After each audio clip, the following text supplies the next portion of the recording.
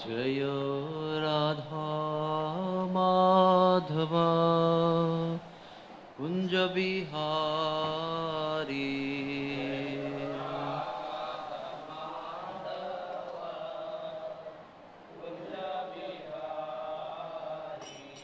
जय राधा माधव कुंज बिहारी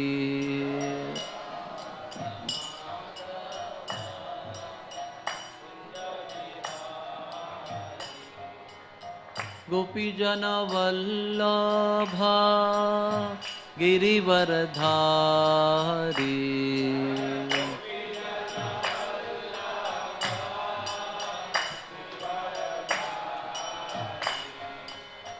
गोपीजन वल्लभा गिरिवरधारी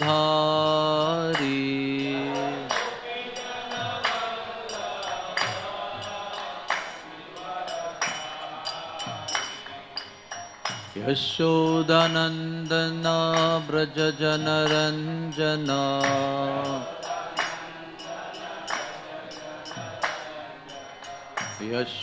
यशोदानंदना ब्रज जनरंजना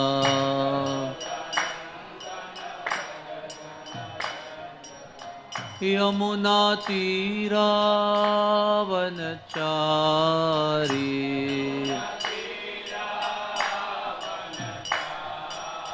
यमुना तीरावनचारी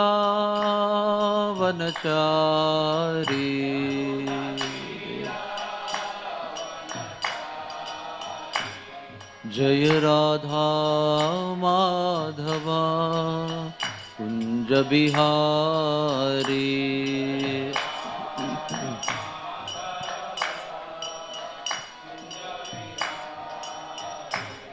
जय Radha Madhava Kunj Bihari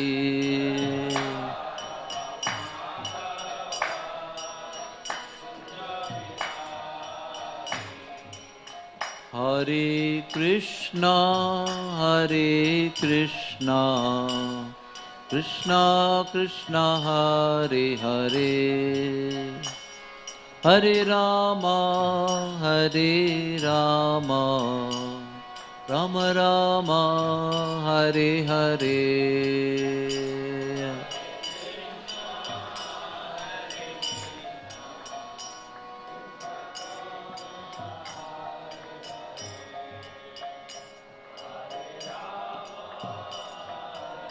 Everybody sing louder.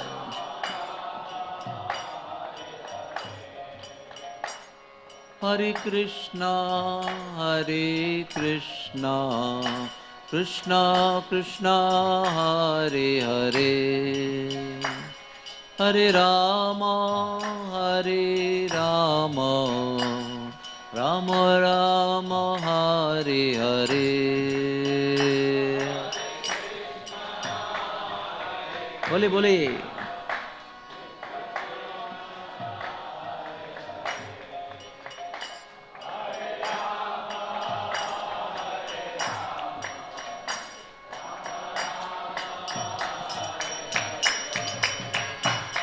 हरे कृष्णा कृष्णा कृष्णा हरे हरे हरे रामा राम राम हरे हरे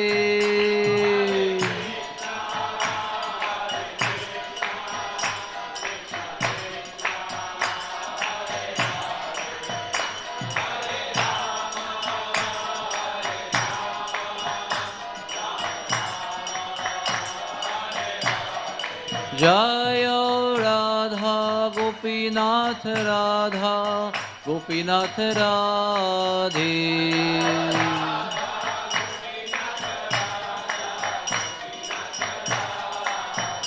जय Prabhupada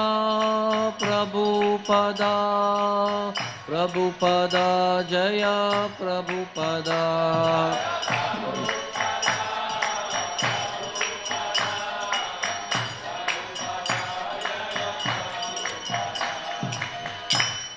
Hai Gaur Premanande. Shri Shri Radha Gopinath Bhagavan ki jai.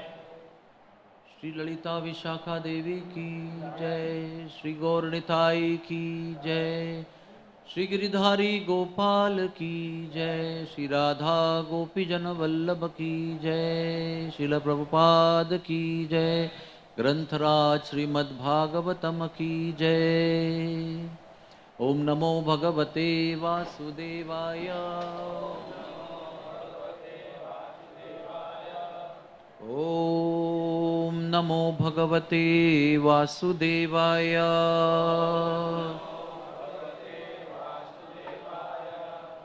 Om Namo Bhagavate Vasudevaya. Hare Krishna Krishna Krishna Hare Hare, Hare Rama Rama Rama Hare Hare. So, welcome to all of you to Srimad Bhagavatam class. Today we are reading from Srimad Bhagavat, second canto, second chapter, entitled The Lord in the Heart. Text number 5. Chirani kim patina santi dishanti bhiksham naivangripa parabrutaha sarito apyashusyana ruddha guha kimajito vati nopasannan kasmad bhajanti kavayo dhana durmadandhan chirani kim pathina santi dishantim bhiksham naivang kripa parabrutaha sarito apyashushyan Vruddha guha kimajito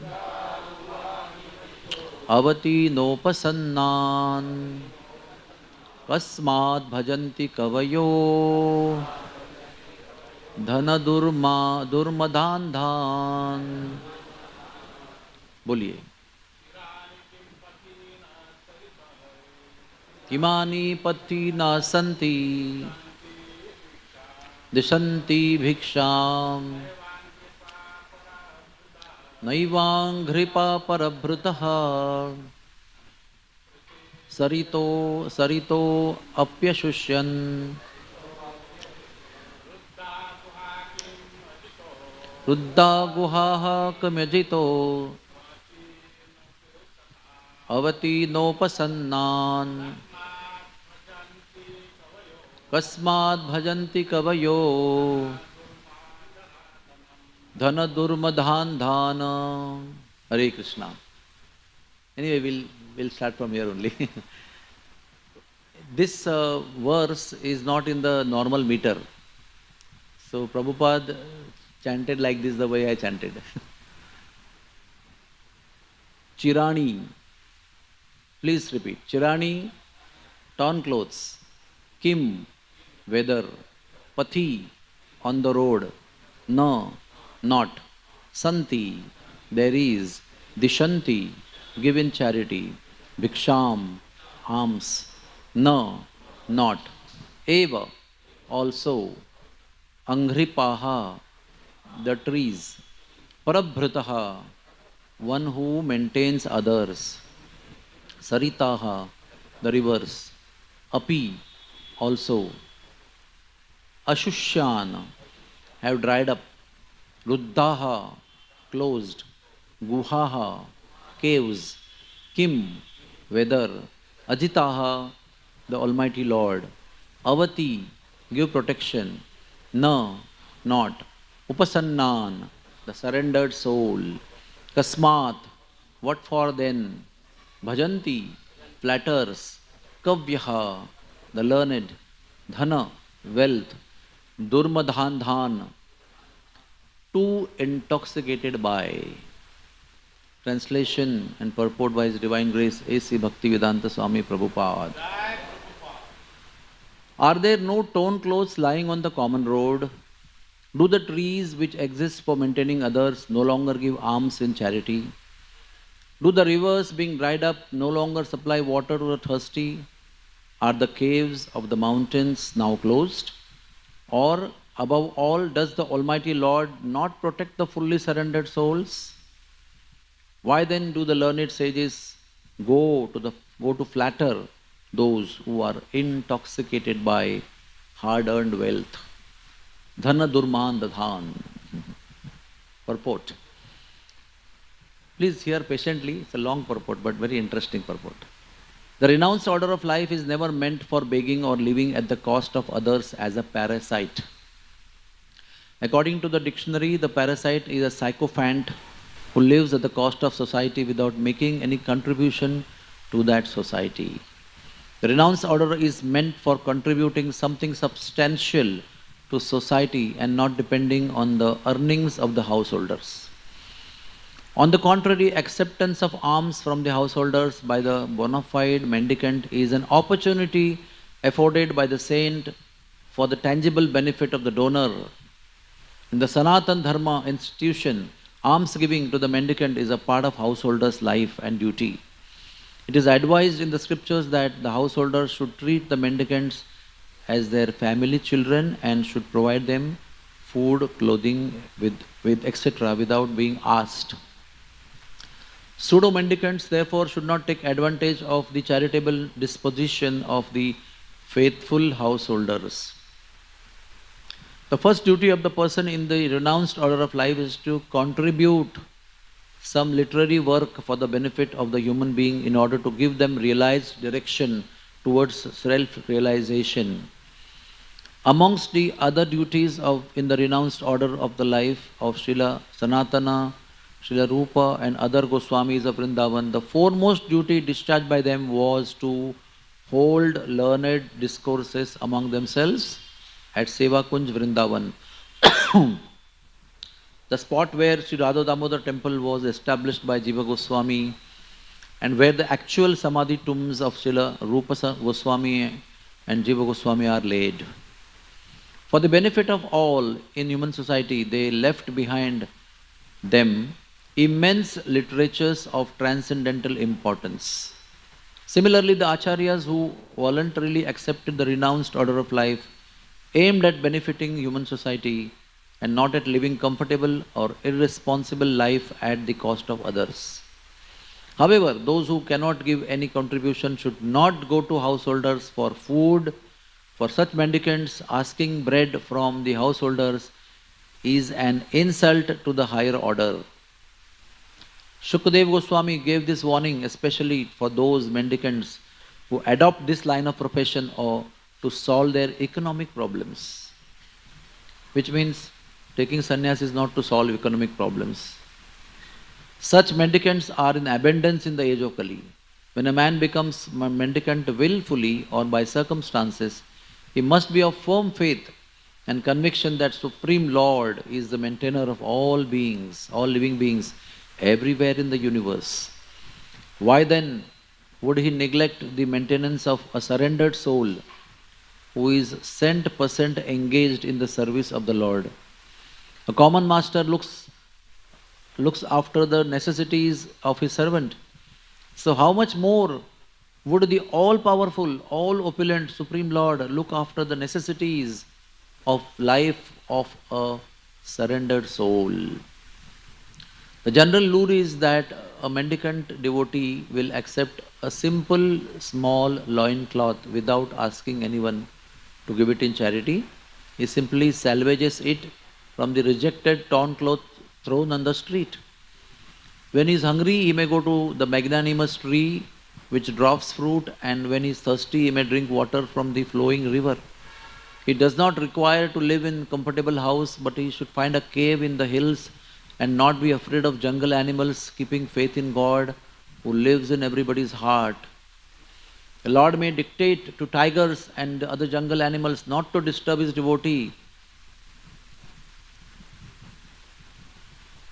Haridas Thakur, a great devotee of Lord Chaitanya, used to live in such a cave, and by chance a great venomous snake was a co-partner of the cave. Some admirer of Thakur Haridas, who had to visit the Thakur every day, feared the snake and suggested that Thakur leave that place. Because his devotees were afraid of the snake and they were regularly visiting the cave, Thakur Haridas agreed to the proposal on this account. But as soon as this was settled, the snake actually crawled out of his hole in the cave and left the cave for good before everyone's eyes. By the dictation of the Lord, who lived also within the heart of the snake gave preference to Haridas and decided to leave the place and not disturb him. So this is a tangible example of how the Lord gives protection to a bona fide devotee like Haridas Thakur. According to the regulations of Sanatan Dharma institution, one is trained from beginning to depend fully on the protection of the Lord in all the circumstances. The path of renunciation is recommended for acceptance by one who is fully accomplished and fully purified in his existence. This stage is described also in Bhagavad Gita as Daivi Sampat. A human being is required to accumulate Daivi Sampat or spiritual asset. Otherwise, the next alternative is Asuri Sampat. The material assets will overcome him disproportionately, and thus one will be forced into the entanglement of different miseries of the material world. A sannyasi should always live alone, without company, and he must be fearless.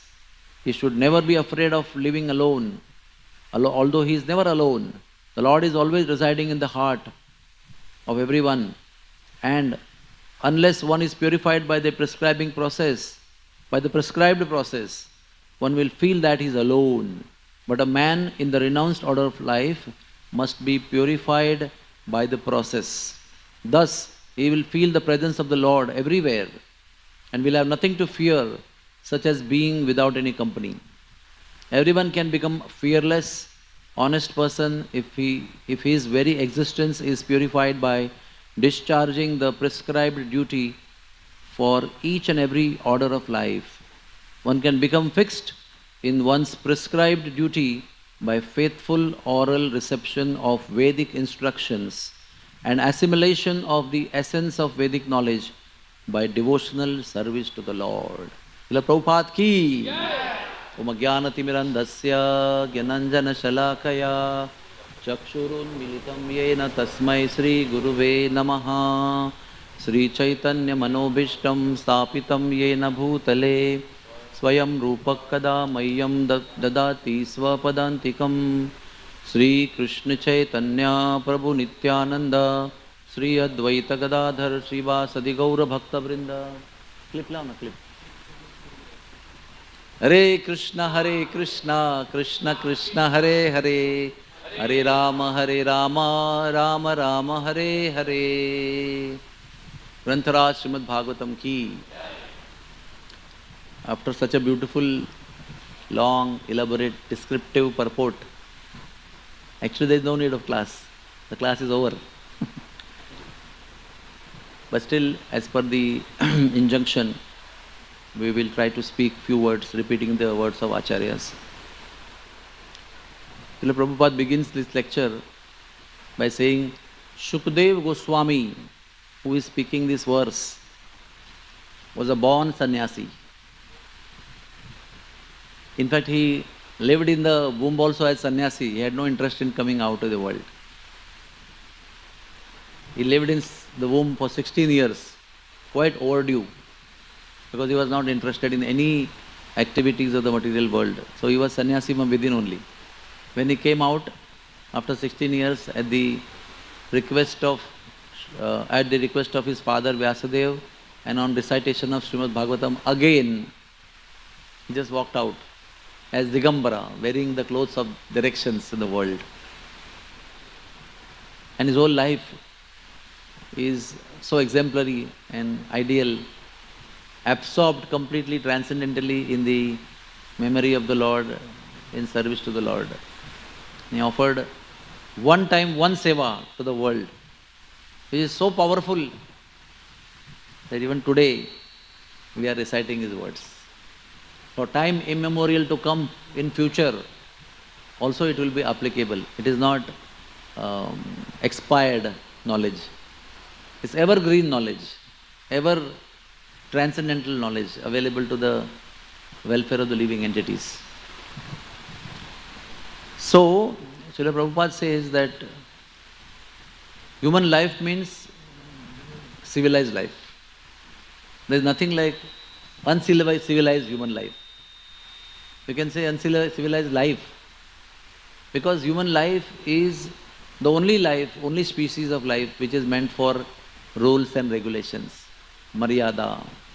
And Srila Prabhupada explains that civilization means to follow the rules and regulations of Vedas, given by Vedas, for the sole purpose of uplifting the soul to the transcendental platform, lifting the soul from the material entanglement, lifting the soul from suffering from the reactions of karma, birth after birth, lifting the soul from so-called eternally miserable situation in the material world. It's a most wonderful opportunity for the soul after transmigrating from one after another living species, 84,800,000 species of life, suffering birth, old age, disease and death. The only opportunity where we have been given the beautiful intelligence, spiritual intelligence, not to just aggrandize the sense gratification available in the other species, not only to have the sensual pleasures better than the animals and lower species. People sometimes think, Ghritam pibet, there is one shloka by Charabak Muni. Whatever happens, eat with ghee. That means always enjoy. Use your human body, the best capacity, the intelligence, for enjoyment of senses, which animals cannot do with so much of intelligence. So, accepting the regulative principles given in the Vedas, which means it is a system of 4 varnas and 4 ashramas, right? The basic foundation of civilized human life begins from the knowledge that we are not this body. Even if you have not realized that, even if you accept it theoretically, intellectually, philosophically, that is the actual beginning of civilized human life. If you are not even convinced theoretically of this fact, then life is like rotting in the gutter, in the dirt of sufferings, perpetual sufferings, life after life in the material world. So, beginning is, you are not this body. And who are we? We are spirit souls. The next beautiful foundational principle to understand, we are spirit souls, part and parcel of the Supreme Personality of Godhead. But at the same time, we, the spirit soul, are living in the body itself, which we are not. We are not the body. We don't belong to the body. But somehow we have to reside in the body, use the body to get out of the bodily entanglement, out of the body and the bondage of the material world. So, to perfect our human life, while living in the body, we need to accept the system, the institution, which has 8 divisions. One is called social division, another is called spiritual division. Why social division? Because we have the body, we need to live in the body. So the social division is Brahmana, Kshatriya, Vaishya and Shudra. As per the body, as per the intellect, as per the propensity, aptitude, there are people who are intellectually predisposed, there are people who are administratively oriented, there are people who are trade oriented, and other people who are just like helpers to all the 3. So intellectuals are called Brahmanas, who study scriptures, guide people, who follow themselves, guide other people. Yajana, Yajana, Patana, Patana. Kshatriyas, on the guidance of Brahmanas, do the administration, prashasan of the whole well-being of society. And to run the society we need money. So Krishi Vanijya, Goraksha, that is done by Vaishyas.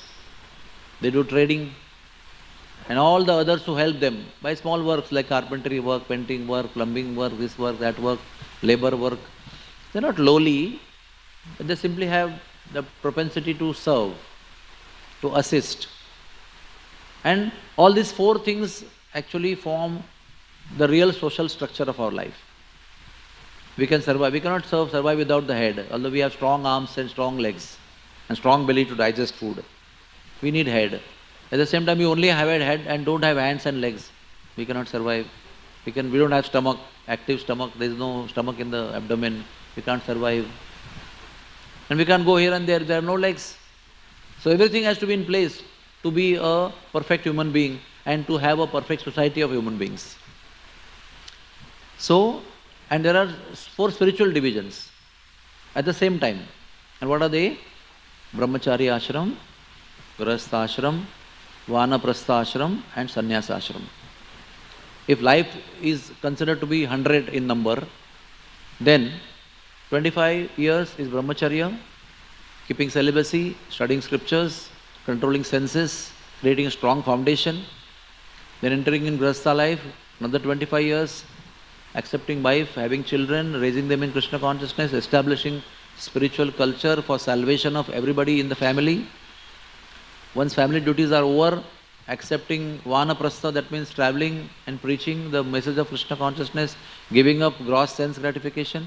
And when we are ready and ripe, we give up, the men give up the active family life and take sannyas. Kaya, vacha, mani, body, mind and words surrender to the service of the Lord, fully focused, dead for the material world, dead for the body, dead for enjoyment, dead for society, alive for the Lord only. That is sannyasa. So 25% each. If life is 80 years, like that. Now, one more important information Prabhupada gives is that Brahmanas are supposed to live all the four. That means Brahmachari ashram, Grahastha ashram, Vanaprastha ashram and Sannyasi. Kshatriyas are not supposed to take sannyas. Only they can become Brahmachari, go to Gurukul, learn, enter Grahastha ashram, enter forest. But no sannyas recommended for them because propensity is not there. Vaishyas who are traders, they are only supposed to attain Brahmachari ashram, learn and just enter Grahastha ashram. No Vanaprastha, no sannyas. And Shudras who are helpers, no Brahmachari ashram also, only Grahastha ashram. This is Vedic injunction. So renounce order is supposed to be the crown of the spiritual divisions of society. Ashrama. What is ashrama? Ashrama is a place where Lord is in the center. Not just physically in the center, but actively in the center, in the hearts of people. They consider him as the central figure, the central personality whom we serve and take as our master, the Lord and master. That is ashram. So this Brahmachari ashram also same thing. We take Krishna as our center of life and we consider ourselves servants of Krishna in celibacy. When we enter Grahastha ashram, we install deities, we offer food, we worship them, we have festivals. All our life is around them, we earn money for them, we work for them, we work to please them, even though we have wife and children and relatives. Vanaprastha ashram also, we leave the comforts of home and travel and preach the message of the Lord, keeping Lord in the center and dependency on Him. And sannyasi is complete dependency, giving up everything and full dependence on the Lord. So it is explained that when we accept a renounced order of life, either it is Brahmachari ashram or in sannyas ashram, or while traveling and preaching, devotees can beg alms to maintain themselves. But simply begging alms to maintain themselves is an insult to the higher order of life. That is what is very clearly mentioned by Shukdev Goswami here. It's an insult if you simply beg alms to eat food and maintain your body as a sannyasi. So how do we reciprocate and how do we not get bound by this activity of begging alms? Is by talking about Krishna, is by giving discourses on Krishna consciousness, and is by writing literary contributions, writing granthas of our own realizations. to write spiritual literatures which are realized items for the self-realization of the society. When we do that, then we are urina. Urina means we are free from the bondage of the maintenance that we have received from the grahasthas.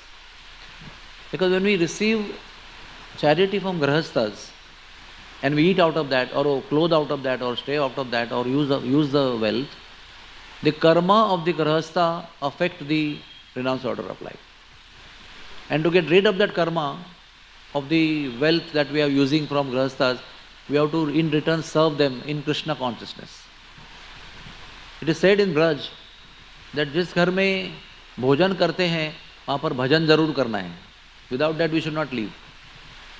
If you are called for prasad in somebody's house, even for grahasthas, what to speak of sannyasis, even for grahasthas, if you go to somebody's house and eat, we should do some kirtan for 2 minutes, or talk about Krishna for a few minutes, or have some spiritual discussion of question and answers, or give lecture, or give some literature, either written by you or written by your acharya. Please read this, or share your knowledge or realization. Then we become urina from that acceptance of food that we had, and we don't get bound by the reactions. The whole material world is based on sufferings of the reactions of our previous karmas. In one line, the material life is defined like that. And the whole purpose of salvation is to get freed from the bondage of the karma that we are involved in or entangled in. We have past karma, we are creating new karma today, and we'll do something tomorrow also.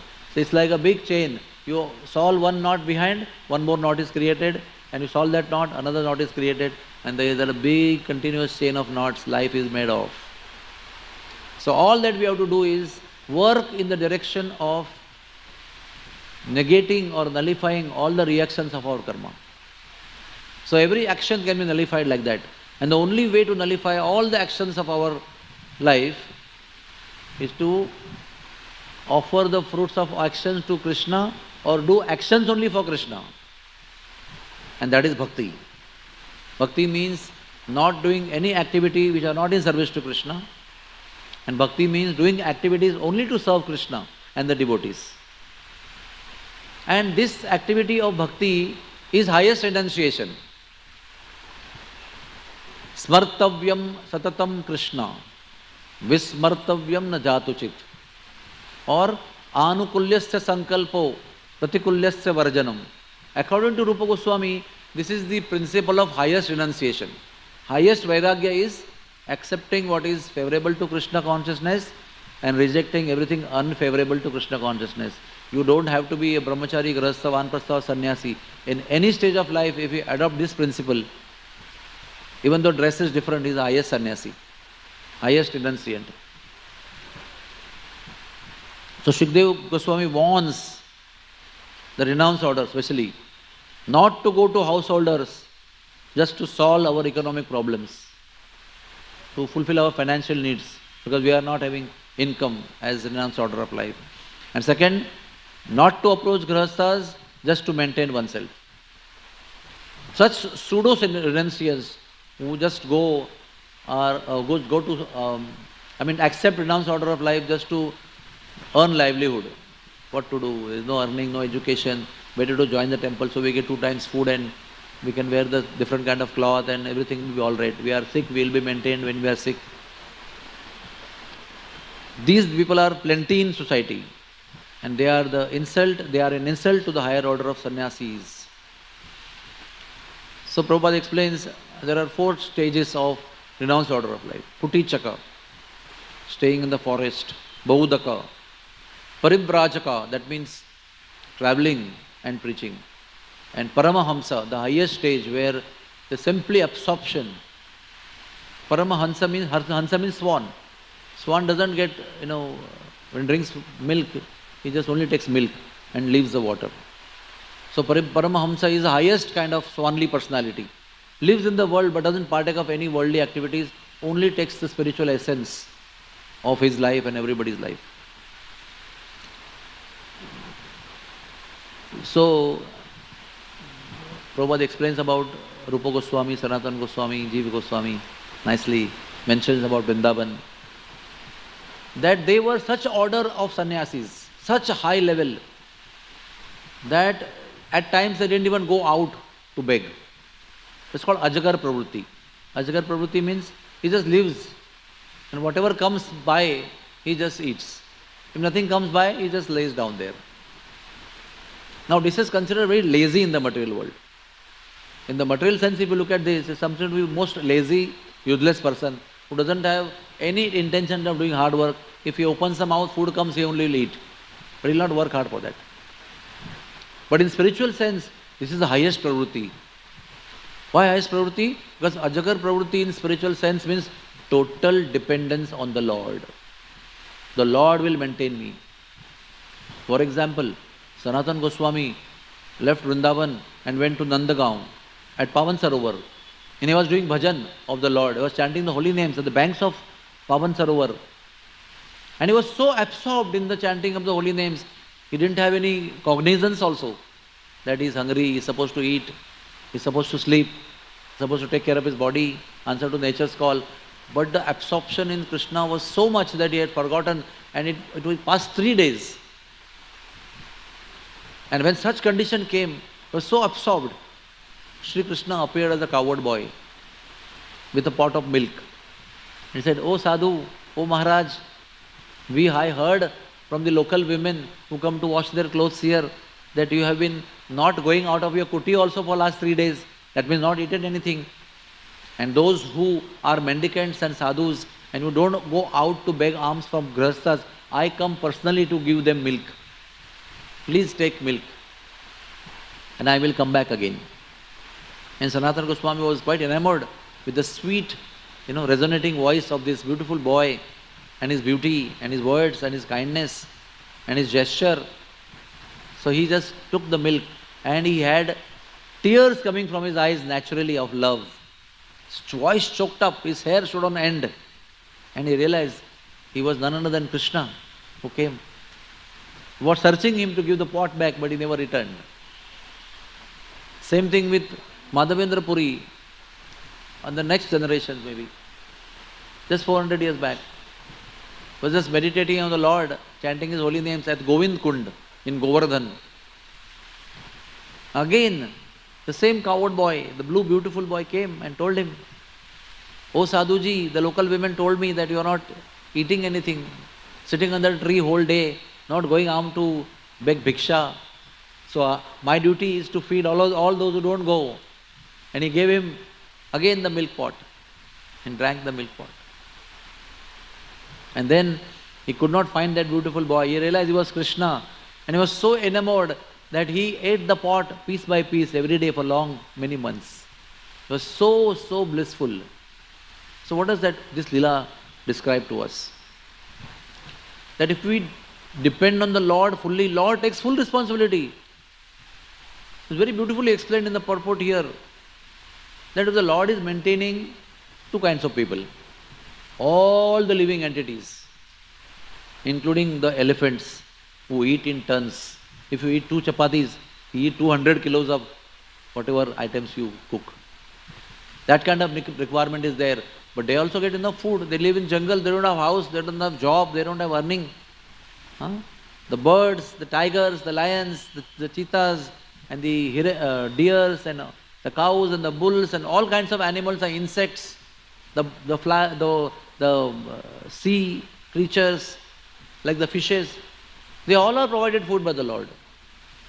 They may not be devotees of the Lord. They are not saying, "Oh Lord, I am in the water, please send me some worms."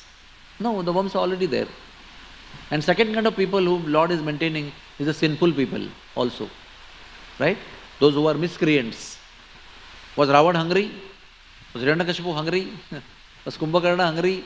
He would get enough amount of food once in 6 months. So the Lord is maintaining all sinful creatures. The Lord is maintaining all other creatures who are lower than human beings. Then the question is, rhetorical question, why would Lord not maintain the person who is dedicated 100% in his service? Even if the worldly master, who is a householder, who has 2-3 servants at home, he feeds them sumptuously, gives them salary, gives them clothing, Diwali gifts, maintains his family. Kindly, just a servant. So why would Lord not maintain his surrendered devotee? So Shukdev Goswami and Srila Prabhupada are trying to instill faith in us. And these words are not only applicable to sannyasis or brahmacharis. This is applicable to every living entity who is in brahmacharya ashram or grahastha ashram or sannyasi ashram. Because whether you are brahmachari or grahastha, you are maintained by the Lord only. A sannyasi or brahmachari may think, I am depending on him, and grahastha may think, I am depending on my hard work. But the fruit of your hard work is given by Krishna only. When the ghati at home works 15 hours, doesn't earn like you sit on the phone and make lakhs of rupees. So, whether we are brahmachari or grahastha or a sannyasi, in all conditions of life we are maintained by the Lord only. And recognizing that and acting accordingly is bhakti. Thinking that I am working hard and I am making my money is material life, which entangles you. Another example is Rupa Goswami. Rupa Goswami also was not going out. And one day he thought, it is my brother's birthday today. Sanatana Goswami's birthday. That was on the Ashada Purnima day. And he thought, I should celebrate my elder brother's birthday because he's also like my guru. I should make some kheer for him. But then he thought, kheer means you have to have rice, you have to go to beg rice, then you have to beg milk, then you have to beg sugar, then you have to make the spices, and then you have to light the fire, and then you have to make it. It's a long procedure, so I leave it. I don't want to get into that. And he got busy in writing the literature that he was writing there. Beautiful literatures. Such a genuine desire he had to glorify a devotee and to serve a devotee. That inspired Srimati Radharani to appear there as a small coward girl, carrying a basket on her head with rice, milk and ingredients. And she came and said, Oh Sadhuji, my mother has sent me to give you these ingredients. These ingredients are for making kheer, for sweet rice. And he just looked at a girl and he was busy. He said, do you have some time? Can you cook it yourself? So that girl, Radharani, cooked that sweet rice, lighting all the fire and do all the labor for the pleasure of his two devotees, one who wanted to serve and one who to be served.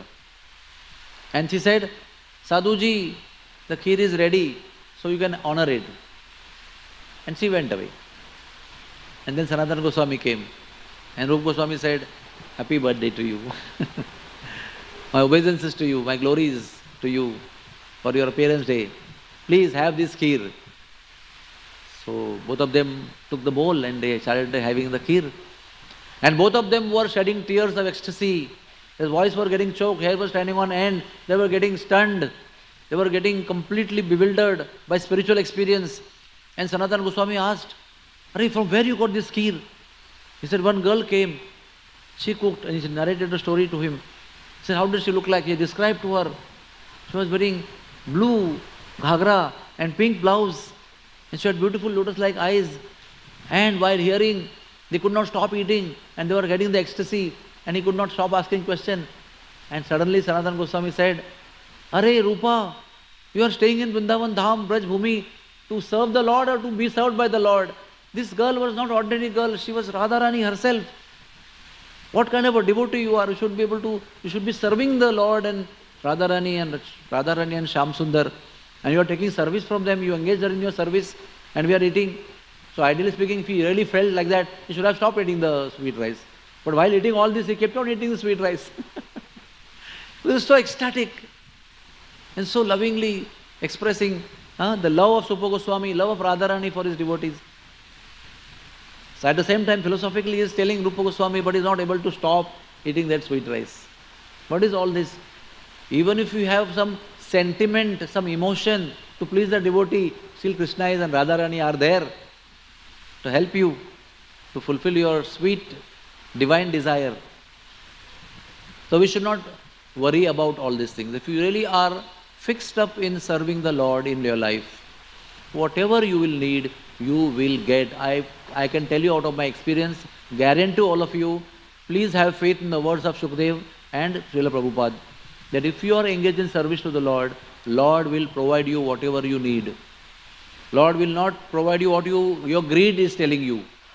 He will not provide for your greed, but He will provide for your need. And that need may not be just one chapati, half chapati and one torn cloth on the body. It will be sufficient, it will be dignified, it will be respectful to your position. There are so many miracles happen in devotees' life. They are not sannyasis all the time. But even when Kardama Muni and Devahuti, they wanted to marry their 9 daughters, and Kardama Muni was simply interested in serving the Lord, being immersed in thoughts of the Lord. And Devahuti asked, you are living right now after giving birth to 9 daughters. Who will marry them? Who will find suitable husband? I am not alone capable. At that time Brahma came with 9 selected rishis, suitable for each one of the 9 girls. And with all his expenses he managed the marriage there only. So all the tasks that one has to go through to select a husband for a daughter, and all the arrangements and the ornaments and the wedding ceremony and the purohit and feeding, everything Brahma did. What does that mean? It means if one grahastha, even a grahastha, is fully immersed in serving the Lord, all his duties are taken care by the Lord. And it is very much true, I can tell you, 100% from my life's experience. We also got our daughter married, but it was a miracle. We didn't know how it happened. Honestly speaking, whatever happened was totally a miracle and the mercy of the Lord. In front of our eyes, we had a daughter who was challenged daughter. How she was maintained was a miracle. How things happened in life. So one doesn't have to be a sannyasi. One simply has to accept the real spirit of sannyas. Before that, Prabhupada explains a real definition of sannyasi. What he should do? Eat from the trees only. Whatever tree gives you, whatever falls from tree as fruit, eat from that. Drink from river water. Stay in the caves, mountains and under a tree. This is not possible in these days. Because who will go to the mountain, who will go to the tree, forest and Himalayas? The rivers are polluted, so you can't drink the water of the river. And nobody has that much determination to do that today. Even if you live like that, a vagabond, the police may arrest you, finding that you are a thief. But there are many miscreants like that. You may be one of the genuine sannyasis, but there are millions of those who are just in a garb of the sannyasi, just to maintain their food, and they are mainly thieves also, in the garb of sannyasi. That's why Prabhupada says that sannyas is prohibited in Kali Yuga. So, should we give up altogether the sannyas concept? No. We can accept the spirit of sannyas. The spirit of sannyas is more important than the change of dress. The spirit is, please listen carefully, I am telling to me also. The spirit is to give up sense gratification. The spirit is to surrender to Supreme Personality of Godhead. And the spirit is to dedicate our life energies, body, mind and words to preach the message of Supreme Personality of Godhead to common men. This is the principle of Vairagya. Even Bhagavad Gita 18th chapter talks about the essence of Vairagya, not the dress Vairagya, not the dress sannyasi. And this spirit can be adopted by a brahmachari or a grahastha or a vanaprastha or a sannyasi. In our sampradaya there is Bhakti Vinod Thakur. The goal of life is to enter spiritual world, Goloka. And he says, Jedina, whatever, he says, whenever I enter my home and I see my family members serving the Lord, Grihete Goloka Bhai, I feel I am entering Golok Vrindavan every day. He has not changed his cloth. He has not given a family life. He has not become sannyasi. He had 10 children. Very prosperous, wealthy, respectable, adorable life he had. But his heart was in the spirit of Vairagya. While being in the family life, he was totally dedicated to the service of the Lord and his devotees and the common men. He would sleep hardly 2-3 hours. In the midnight night he would wake up and write bhajans and conduct Namhatta programs. He has contributed so much as a grahastha, so many song books, so many other books. He was preaching to common masses in the village. He was dedicated to the mission of Lord Chaitanya Mahaprabhu. But at the same time, an expert, magistrate, judge. doing 16 hours work of judgment in 4 hours, effectively so much respected by the British government, although British government did not respect Indians so much. They always considered them second degree and also treated them second degree.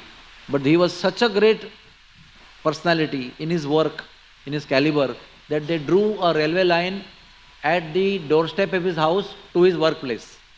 In the history of mankind, maybe, of recent times, I don't think anybody has been respected by any government. Forget about the foreign government like British rule. For somebody who has railway line to his house and to workplace and nobody else traveling and only one station from workplace to home. Impossible to even imagine, but it is a fact.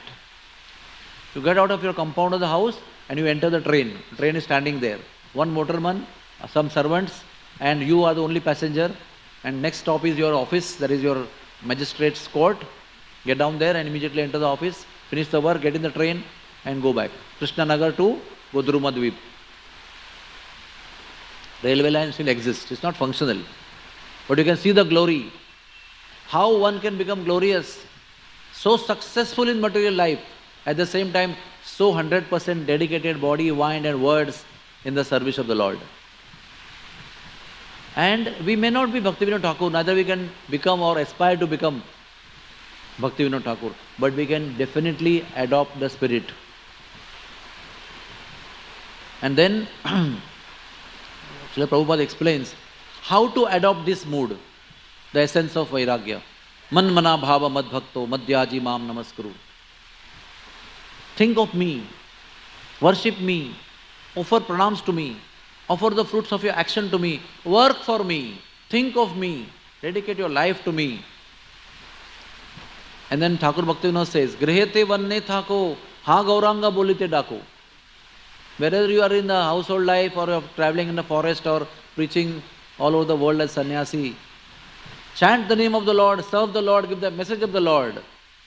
The same personality Thakur Bhaktivinoda says in other context, Grihe thako, vanne thako, sada hari bole dako, suke duke bule nako, badane hari naam koro re, ghai gora madhur sware.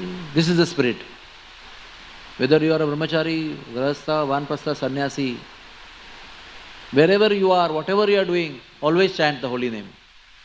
And miseries will come in life. Life will be mixed with challenges, unpleasant experiences, some happy experiences, lot of unpleasant experiences, sicknesses, challenges from family side, from your side, from your mind side, society side. Don't worry. Just be fixed in the Lord. Sukhe dukhe bhule nako. Whether happiness comes, don't get lost in the happiness. And sorrow comes, don't get lost in the miserable experiences of sorrow. Just chant the holy name with full faith. The Lord will deliver you from all these dualities of life. Sada hari bole dako. Vadane hari naam karo re. What stops you? Even if you are in misery or in tremendous happiness, just chant the holy name. That is, even if you are in the middle of happiness and chanting the holy name, that is what you are executing the highest principle of Vairagya actually. The happiness or the sorrow is not affecting you. What is involving you is the holy name and the seva of the Lord. So the real spirit of Vairagya is to fully depend on Supreme Personality of Godhead, even for maintenance and for everything else, to solve your problems, some conflicts that you go through, some difficulties that you go through from country to country, for every single thing happening in your life. Depend on the Lord. And that Lord's help to you may come to you through somebody. The service will come to you, help will come to you, but you understand it is coming from the Lord. Like one sannyasi went to take lunch in one Brijbasi's house in Nandagaon, our Ramesh Chandra Goswami's house. And his son has invited the sannyasi. And the sannyasi was telling Ramesh Chandra Prabhu Goswami's old mother, almost a pure devotee she was, a wonderful soul. So the sannyasi told the old mother of the house, I have been called here to take prasad by your grandson. So she is a lady, she is a householder lady. What did she answer? He is not feeding you, Nandalala is going to feed you. वो क्या खवाएगो? नंदलाला खवाएगो. सुशील क्या खवाएगो, उसका नाम सुशील है. He is not going to feed you. Nandalala is going to feed you. She is going to cook for him. She has cooked for him. She is going to serve him that food what she has cooked, what her husband and son has earned. But still she has a concrete, foundational feeling and understanding that I am not feeding. Nandalala is feeding. She is not a sannyasi. Please understand. So what is important is consciousness. What attracts the Lord. Same line again. The devotees should be free from all fear. Another important point Prabhupada mentions. What is the meaning of dependence on the Lord? There are so many fears. One of the fears Prabhupada writes here is fears of loneliness. You have given up your wife, husband, mother, father, brother, sister, family members, and now you are alone as a mendicant. So loneliness is another challenge. How to live alone. There are so many people, but they are not my Suruda, or my blood relationship, or my close relatives. Prabhupada says, the Lord is always with you. Because Srila Prabhupada can say that. He also lived alone in America, in the cold season, suffering, so many things, social problems, physical problems, nobody to help, nobody to donate, no followers, no support. But he said, I never felt alone, although I was physically alone. My Guru's presence was there and my Lord's presence was there. My Guru always was there because I was attempting to serve his order. So through that effort of serving his order, he was always with me in spirit and I never felt alone. And by chanting the holy name of the Lord in the difficult times also, Krishna was always with me. Jethe zato tethe tu maza sangati. This rule is not applicable to only sannyasis.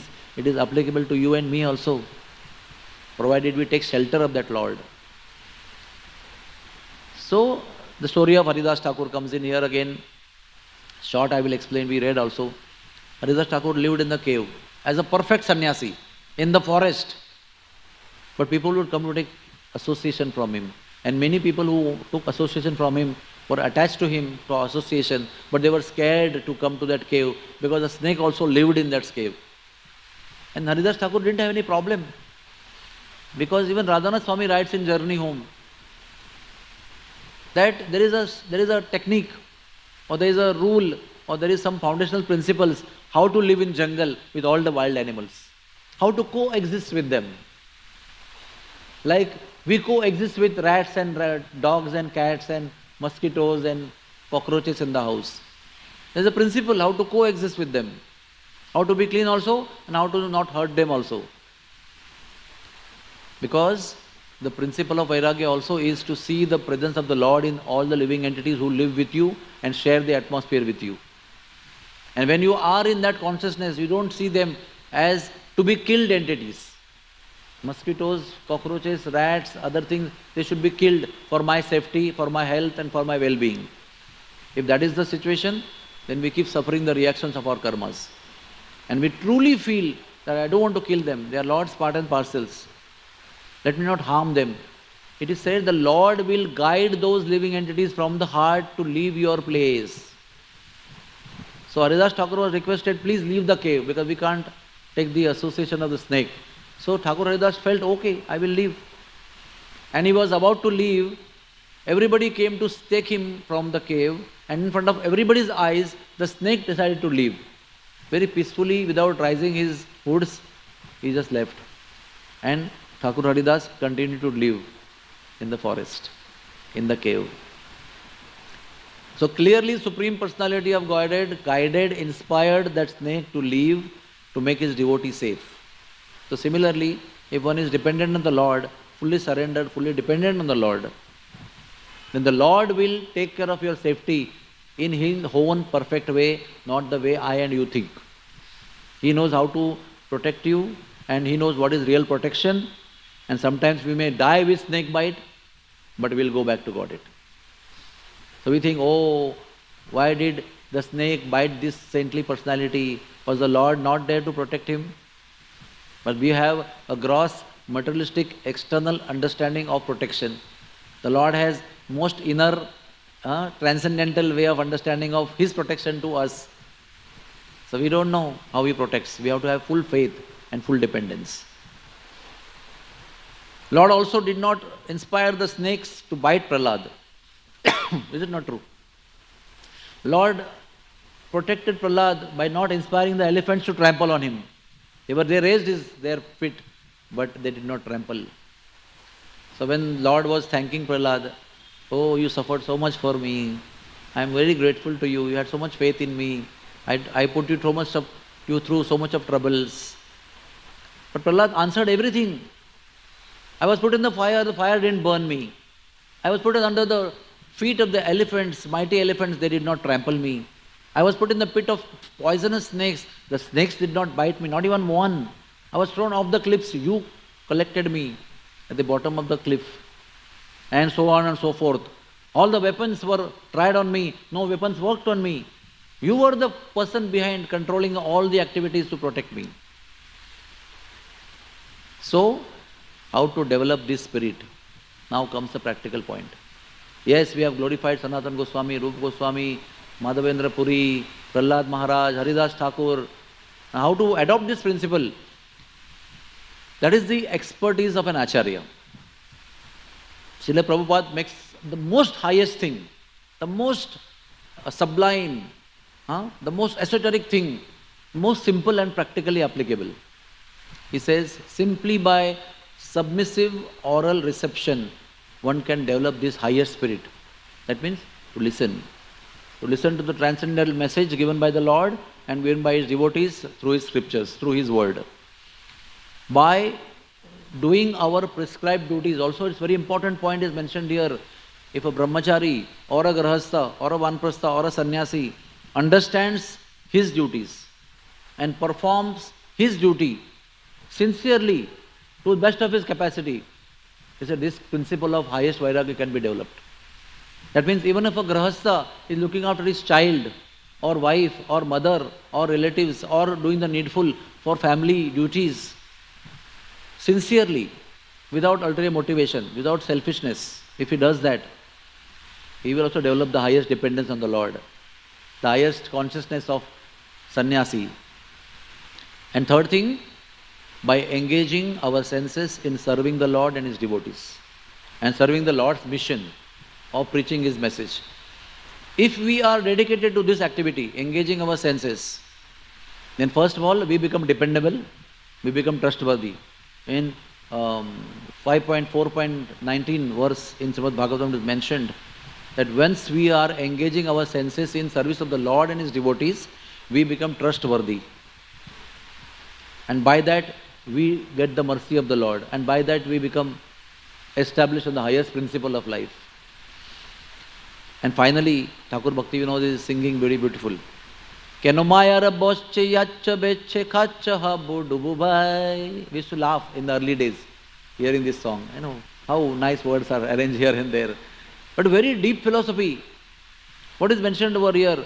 Ki unnecessarily we are getting trapped in Maya. We know, sometimes knowingly and sometimes unknowingly. But many times knowingly also, we get trapped. We want to get trapped. We go inside. And what happens? Then we are drowning in the ocean of miseries. Don't know how to come out of it. So deep ocean of miseries. So much miseries. Just because we are trying to enjoy something. Why are we drowning in the ocean of misery? Just learn what we learn. Jiva Krishna Das, Ei Vishwas, Kolle Taar Dukhanai. Prabhupada says this word so beautifully, because he's an original Bengali person. Kolle Taar Dukhanai. What is the meaning of that? As soon as you know you are part and parcel of Krishna, as soon as you know you are the servant of Krishna, as soon as you know by realization that you are protected by Krishna, what will happen? The first thing what will happen? Ar dukhanai, all the miseries will end. And who doesn't want to put end to the miseries? Tell me. Everybody, whether you are a sannyasi, brahmachari, grahastha, vanprastha, nobody likes miseries. And everybody wants to put end to the miseries. And just by knowing this and acting according to that principle that I am Krishna's servant and Krishna is protecting me, my job is to serve Krishna. All the miseries of life will end. Jaya sakala vipad, jai sakala vipad. All miseries will go away. Bhakti Vinod, bole ne yakho na ona magai. How all miseries, not little miseries, not part of miseries, how all the miseries will end. just by taking shelter of the Lord and chanting His holy name. Thakur Bhakti Vinod says, one should not worry about maintenance, but just depend on the Lord. Do not waste time in doing karma kanda, jnana kanda, upasana kanda, yoga, and trying Svargaloka. All these variety of efforts will never yield the happiness that you want, will leave you unsatisfied. Even if you try all these things and get little success, but it will not satisfy you, the living entity, the soul inside. Your real need will not be fulfilled just by trying all these spiritual, so-called spiritual means. Jiva, all of us, spirit souls, can be happy only in bhakti, only by performing devotional service, engaging our senses, rishikena, rishikesha sevanam, bhakti ruttama. Not only we will be happy and satisfied, but the Lord will accept us as His own. First step is we become happy and satisfied and fulfilled. Fine, but that's not the end of the story. That doesn't lead you anywhere. We continue living over here only. But living life like this, in full faith and dependence of the Lord, chanting the holy name, serving the Lord, serving His devotees, serving the Vaishnavas, the Lord gets attracted to you. He accepts you as His own and keeps you always with Him. In the material world, on the spiritual world, or wherever you are, you always remain in the lap of the Lord. Salavishi hati dharuniya. He is accompanying you. He will accompany you at every step. Just you have to feel His presence. Feel His hand in every activity. In sorrow or happiness, you will see the Lord is involved, personally maintaining you. And thus, although not sannyasis, we can live the life of a sannyasi.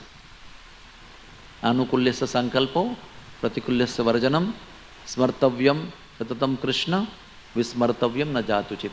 Hare Krishna, Krishna Krishna, Hare Hare, Hare Ram, Ram Ram, Hare Hare. Wishing all of you happy Janmashtami, which is coming soon, by chanting the holy name, by serving the Lord, by telling others about Krishna. Every day is Janmashtami. It's not only on the Shravan Vadya Ashtami. Every single day, every single morning, Brahma Murta is Janmashtami. When we call the holy name and let the Lord appear in the heart in the form of His sound vibration. Thank you very much. Hari Bol.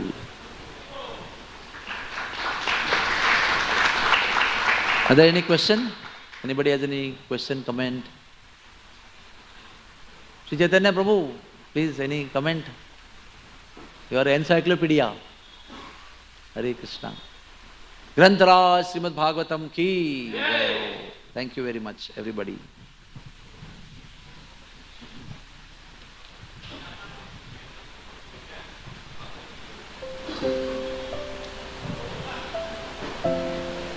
प्रभु जी थोड़ा clip खरीदो.